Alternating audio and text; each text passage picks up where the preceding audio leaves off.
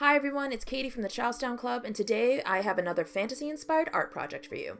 We'll be making a spell book, more precisely a notebook, using Japanese bookbinding techniques. The supplies you need are a chip clip or paperclip, a pair of scissors, a sewing needle, a push pin, a ruler, a pencil, a stack of 11 to 13 pieces of white paper. It can be more or less, but this gives you a good sized book.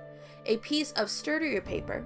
This can be cardstock or a cereal box. In the video I'm using poster board so we can see the markings I make on the front, and some yarn or string for the binding itself.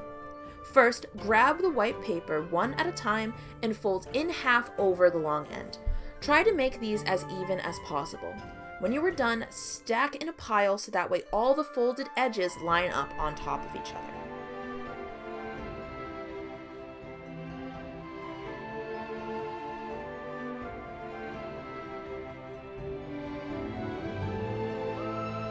In order to speed up the process, I pre-made most of the papers for the next two steps, so pause here if you're trying to follow along.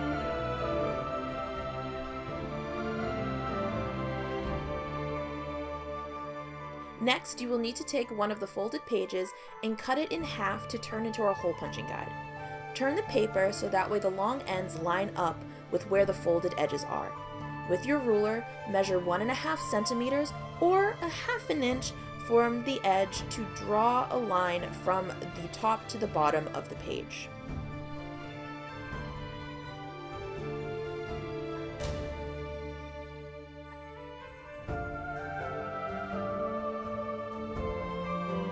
Now we're going to fold the paper in half 3 times over the long end and make sure we're not changing directions as we fold.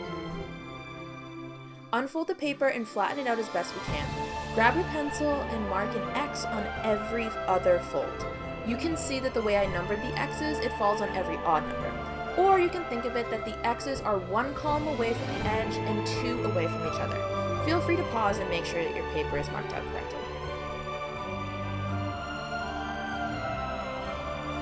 Grab 3 of your folded pages and line up the folded end with the hole puncher stencil we made. You'll want to get this as even as possible to make it easier to sew later. Grab your clip and make sure that the pages stay in place. Once this is done, grab your push pin and push a hole through each X. Make sure you do this part with an adult so that way you don't catch your fingers.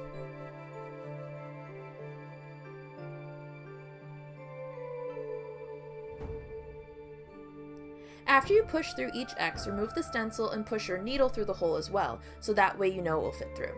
Do this for every page and make sure you don't do more than 3 pages at a time.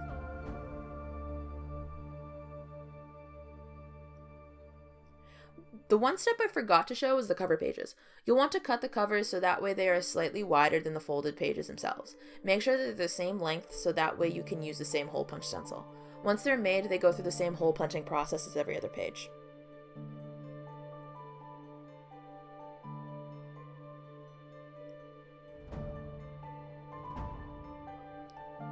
Once every page is done, stack all the pages on top of each other and then put your cover pages on the top and bottom.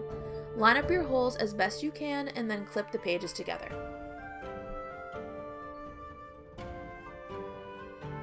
Cut a string that is 5 times as long as your book. You can also see that I numbered my holes to make it easier to follow the binding. Pause here to make sure you can write the numbers as well.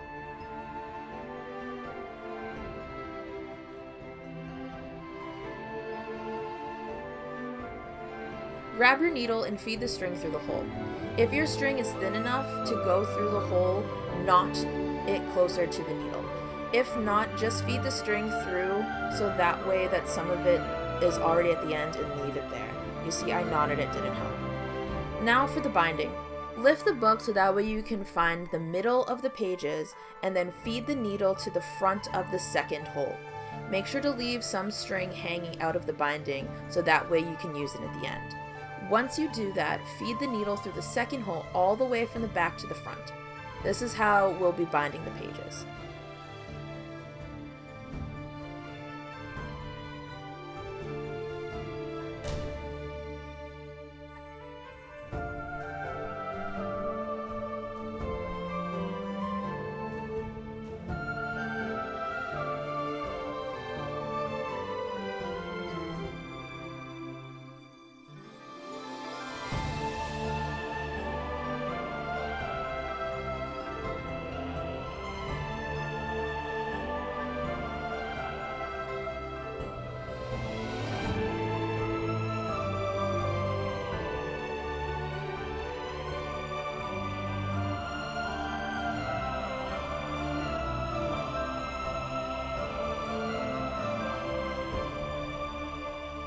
Next, feed the needle through the front of the third hole to the back, and then loop around like we did with the second hole.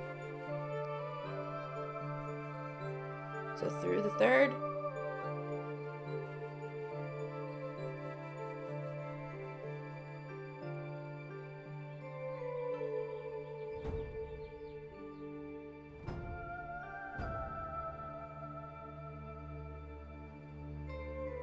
and loop to the front.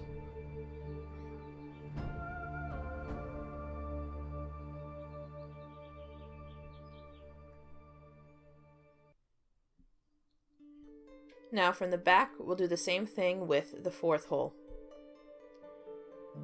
All the way to the front.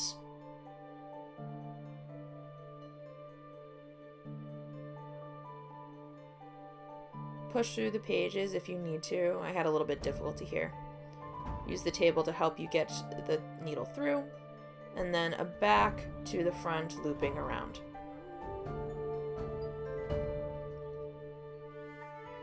To secure and anchor the binding, we loop around the fourth hole again, but this time from the bottom of the book instead of from the side.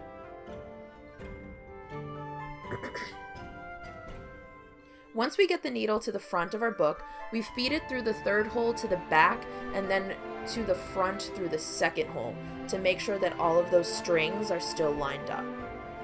So through the third,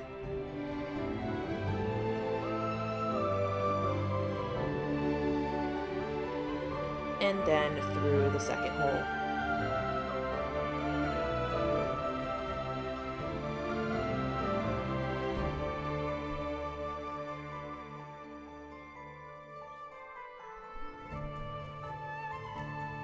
Now with our string at the front, we're going to loop around the first hole from the side and then from the top, like we did in anchoring the fourth hole.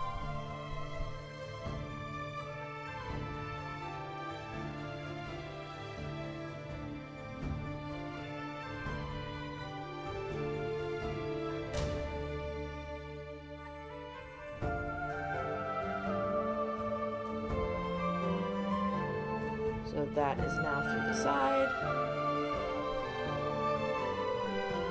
and through the top.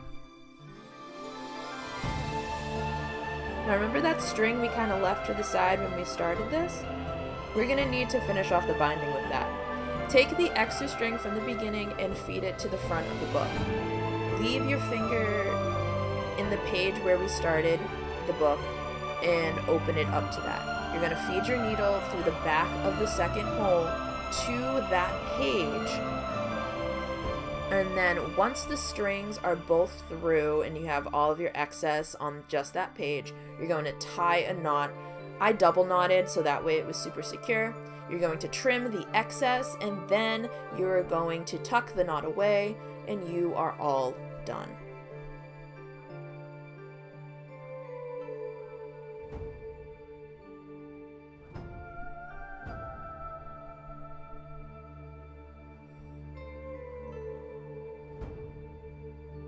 And there you have it. As you can see, the spell book that I have looks a little different from the model I just made. I painted the cereal cardboard that I used a brown color, and then I tea stained the pages to make it look like an old-time spell book. But your book can be whatever you want it to be. You can use the white pages like we did in the model. It doesn't matter. All that really matters is following the instructions of the binding technique. I wouldn't use any string thicker than the yarn that I used in the tutorial. You can see it was giving me some trouble anyway. And other than that, that is how our book is gonna look. And you can put whatever you want in it, different stories or drawings, it's up to you. And I'll see you all in the next video. Bye!